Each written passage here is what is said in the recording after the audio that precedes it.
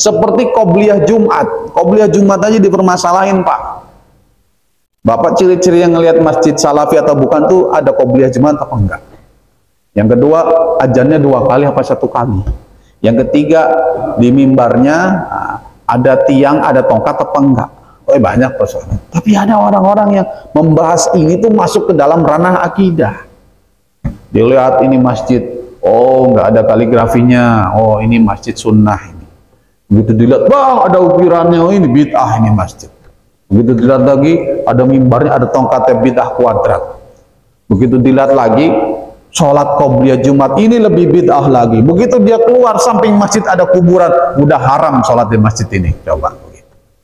Semenjak kapan sholat tarawih itu disyariatkan? Semenjak Rasulullah kan ada.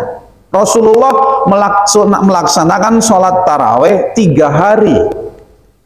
Atau katakan 3 malam keluar rumah secara berjamaah. Habis itu beliau tidak pernah jamaah lagi di rumah.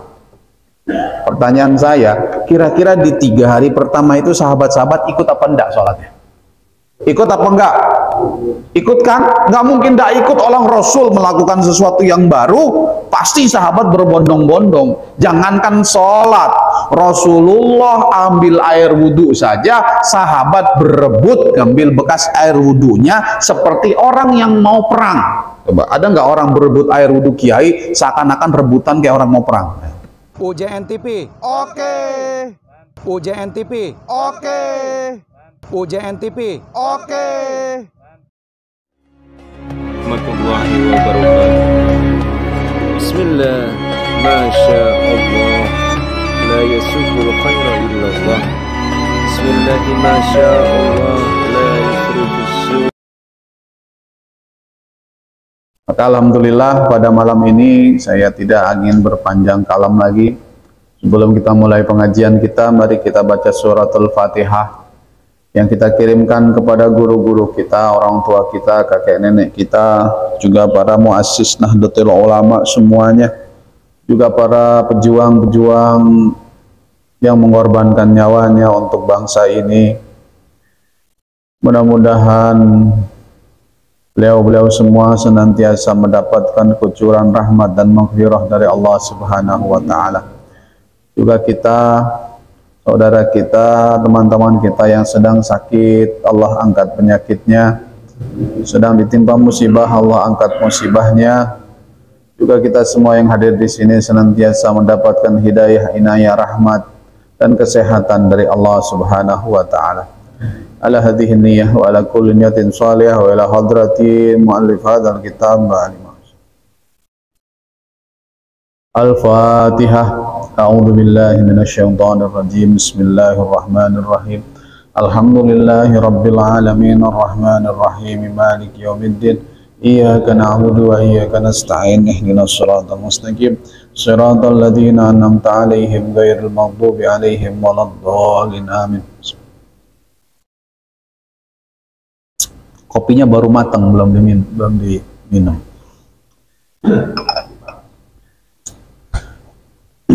Bismillahirrahmanirrahim. Qala al-mu'allif rahimahullah ta'ala wa nafa'ana bihi wa bi 'ulumihi wa 'ada 'alaina bi barakatihi amin ya rabbal alamin.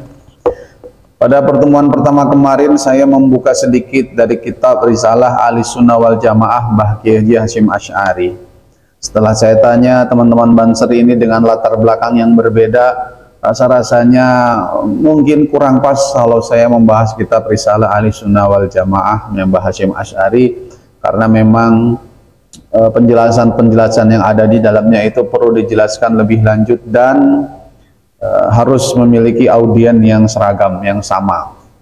Tapi ada satu kitab yang sungguh luar biasa yang juga baru kami terbitkan kemarin, yaitu Hujjah Ahlussunnah wal Jamaah.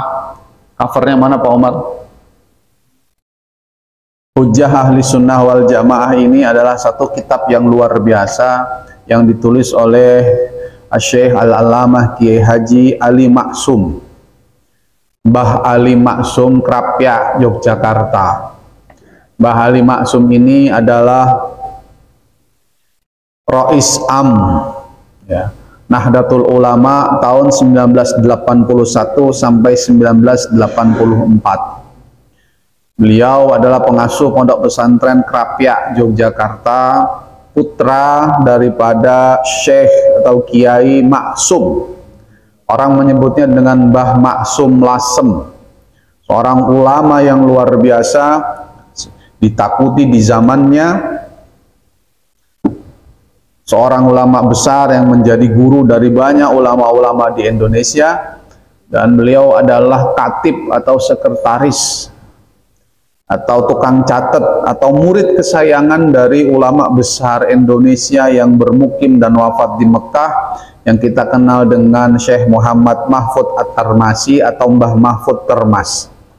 Ulama besar, pendiri Pondok Pesantren Termas Pacitan, yang memiliki karya yang mendunia. Salah satu karyanya yang sangat terkenal adalah Hasyiah At-Tarmasi ala Mauhibatil Fadl, itu 7 jilid. Harganya 1 juta, 7 jilid. Ulama Indonesia, dan dikajinya bukan di sini tapi di Timur Tengah. Ada beliau punya kitab namanya Gunyatut Thalabah, syarah Taibah, itu diterbitkan 7 jilid, ditahqiq oleh ulama besar dari kota Madinah. 7 jilid bicara soal qiraah asyrah, 10 cara baca Al-Quran. Dan ini sungguh satu hal yang luar biasa. Bahkan ada salah satu kitabnya beliau, itu Gunyatut Thalabah, itu menjadi buku pegangan wajib mahasiswa Mesir di Kulliyatul Quran di Mesir, di Al-Azhar Mesir. Kulliyatul Quran ini adalah kampus khusus yang mahasiswanya adalah wajib hafal Al-Quran beserta qiraah sabah. Jadi khusus orang Mesir yang hafal Quran dan punya keahlian qiraah sabah. Apa itu qiraah sabah? Itu adalah 7 cara baca Al-Quran sesuai dialek yang diajarkan oleh baginda Rasulullah sallallahu alaihi wasallam dan direstui oleh baginda Rasulullah sallallahu alaihi wasallam. Jadi cara baca itu menentukan nanti cara penafsirannya. Ya, ada contoh misalnya ciri khasnya qiraah, misalnya kalau kita baca Bismillahirrahmanirrahim wadduha, itu qiraah kita. Tapi ada qiraah imam yang lain dengan imalah, wadduha wallaili idza saja ma wadda'aka rabbuka wa ma qala. Ini qiraah sabah, dan ini kita harus hafal titik-titik di mana perbedaan itu sebanyak 30 juz. Ini satu qiraah saja kita masih belum selesai, ini sudah harus 7 qiraah. Jadi kalau di Azhar itu Pak, kalau ujian ya, itu ada soalnya cuma 5 ya. Sebutkan ayat ya ini sampai ini dengan qiraat Hafiz misalnya anak Asim, tapi kemudian di bawahnya ditambahkan juga dengan qiraat Qalun dan juga dengan qiraat Waras, dan jelaskan letak perbedaan dan tafsirnya. Itu satu soal bisa 10 halaman. Sehingga ini satu kehormatan yang luar biasa, seorang ulama Indonesia dijadikan buku pegangan mahasiswa Kulliyatul Quran di Al-Azhar Mesir. Ketika saya ke sana, materi ini sungguh begitu berat sehingga dosen-dosen waktu itu akhirnya menaruh materi ini di tingkat akhir. Coba bayangkan, ulama Indonesia menguasai qiraah 10, dan sekarang memang sudah jarang ahli-ahli yang seperti ini menjelaskan cara baca. Dulu saya belajar Al-Fatihah aja berapa hari itu baru Al-Fatihah itu. Dan orang baca Alhamdulillahi Rabbil Alamin, masih sama semua. Ar-Rahmanir Rahim, masih sama semua. Maliki Yaumiddin, Maliki Yaumiddin, udah beda. Iyyaka na'budu wa iyyaka nasta'in, masih sama.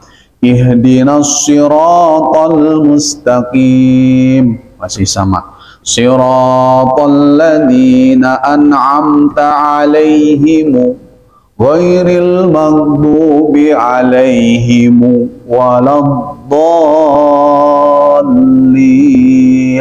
Ada beberapa qiraat yang alaihim dibaca alaihim, dan ada banyak nanti perbedaan-perbedaannya. Dan mempelajari ini itu punya syarat apa? Harus hafal 30 juz secara sempurna. Nah, sekarang kan banyak orang hafal wisuda begitu dites juz 1 nggak bisa. Saya ketua penguji untuk beasiswa Timur Tengah Mesir PBNU. Itu kadang saya tanya, hafalnya berapa? 30 juz, kiai. Ya sudah, kalau 30 juz kan terserah kita. Begitu saya sudah coba juz 27 nggak bisa. Begitu saya coba juz 13 nggak bisa. Begitu saya coba juz 10 nggak bisa. Ya udah, Al-Baqarah juz 1 masih nggak bisa juga. Ya kan? Artinya apa? Hafalannya belum kuat, belum mutkin. Orang kalau hafalan mutkin itu kayak baca Al-Fatihah, mau mulai dari mana nyambung. Caranya bagaimana? Sehari-hari harus sibuk dengan Al-Quran. Ya, jadi sekarang kita tuh jangan berbangga dengan wisuda hafalan 30 juz Al-Quran. Enggak selesai. Itu tanggung jawabnya lebih berat. Menjaga Al-Quran seumur hidup itu yang berat. Istri saya hafizah juga. Saya cuma bilang, kamu kan jangan sampai nikah sama saya gara-gara saya hafalan kamu hilang. Kenapa? Karena nanti saya yang tanggung jawab sebagai suami. Maka kamu ngaji lagi dengan orang-orang yang bisa membimbing, ya, bisa menjaga hafalan kamu. Kalau sama saya ntar nggak selesai setorannya kan begitu ya Pak Wahid ya. Ya, harus ngaji dengan guru-guru yang lain. Maka ini kita satu keuntungan besar, ulama besar. Dan NU itu tidak pernah kehilangan tokoh-tokoh luar biasa dalam keilmuan Islam. Nih ingat ya, coba sebutkan saya mana tokoh selain Nahdlatul Ulama yang memiliki karya dan kitab yang dipakai bukan hanya di kampungnya, bukan hanya di kotanya, bukan hanya di provinsinya, tapi dipakai di dunia. Cari tokoh umat, nggak ada. Ini untuk membuktikan apa? Ini untuk membuktikan kehebatan Nahdlatul Ulama. Syekh Mahfud Termas, wah kitabnya luar biasa. Syekh Nawawi Al-Bantani, itu kitabnya luar biasa. Siapa lagi? Kiai Soleh Darat, wah, Mbah Fadol Senori, wah, itu ulama-ulama hebat semua. Dan beliau-beliau ini adalah apa? Para pendahulu-pendahulu dan pendiri Nahdlatul Ulama. Mbah Hasyim Asy'ari aja karyanya luar biasa.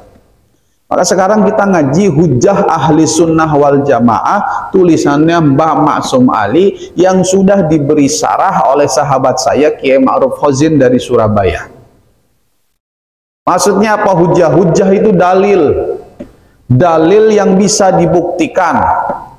Dalil yang menjadi kesahan amaliyah yang dilakukan oleh ahli sunnah wal jamaah. Siapa sih ahli sunnah wal jamaah? Ahli sunnah wal jamaah adalah kelompok yang memegang teguh tradisi sunnah, tradisi menggunakan hadis sebagai sumber setelah Al-Quran sebagai sumber agama, wal jamaah, dan kelompok besar yang tidak pernah berpisah dari kelompok yang diwariskan oleh Rasulullah Sallallahu Alaihi Wasallam. Jadi zaman dulu kenapa kita dinamakan ahli sunnah? Karena begitu Rasul wafat, ya, ada orang-orang yang tidak mau patuh sama sahabat. Karena dianggap Muhammad mati maka syariat itu sudah selesai. Muhammad kan manusia, maka cukup berpegang pada Al-Quran, tidak pakai hadis. Dulu dikenal dengan madhab ingkarus sunnah. Kamu pakai hadis, maunya langsung Al-Quran. Dikata Al-Quran itu menyebutkan semuanya kan enggak. Coba, bagaimana tata cara puasa di dalam Al-Quran? Bingung nanti. Bagaimana tata cara sholat jenazah di dalam Al-Quran? Coba cari ayatnya. Bagaimana tata cara nikah yang keempat kali di alam Al-Quran? Bagaimana caranya? Nggak ada. Maka ketika Rasul wafat, ada kelompok-kelompok yang ketika Rasul wafat tidak mau bayar zakat lagi, karena dianggap bayar zakat itu hanya kepada Muhammad Sallallahu Alaihi Wasallam, hanya kepada Rasul. Enggak. Zaman dulu aja kayak begitu. Maka ahli sunnah wal jamaah adalah kelompok yang berpegang teguh terhadap sunnah Rasulullah. Sunnahnya saja dipegang, apalagi Al-Quran. Maka keliru kalau menganggap NU itu adalah kelompok yang suka menyepelekan sunnah. Jangan. Salah, Pak. Kalau ente cuman modal jenggot satu doang merasa ente paling sunnah, keliru. Karena apa? Karena kesunahan itu bukan cuma soal jenggot sama celana cingkrang. Iya kan? Kalau mau niru Nabi, Nabi itu hafal Al-Quran 30 juz, coba tiru sunnahnya yang itu. Kalau sunnah kok pilih yang paling gampang, apalagi nikah 4. Waduh, Nabi itu nikah 4 setelah istri yang pertama meninggal dunia.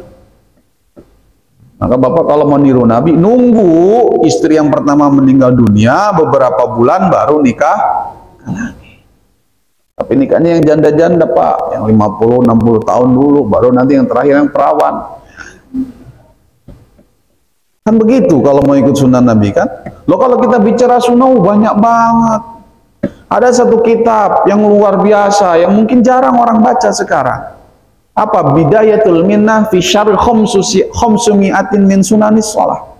Satu kitab yang membahas tentang satu kitab yang membahas 500 kesunahan dalam satu sholat. Ayo, Bapak kalau ditanya apa sunnah-sunnah dalam sholat, bingung. 500 dalam satu sholat itu ada 500 kesunahan yang diajarkan oleh Rasulullah yang tidak semua orang melakukan, apalagi yang cuma modal jenggot dan merasa paling sunnah.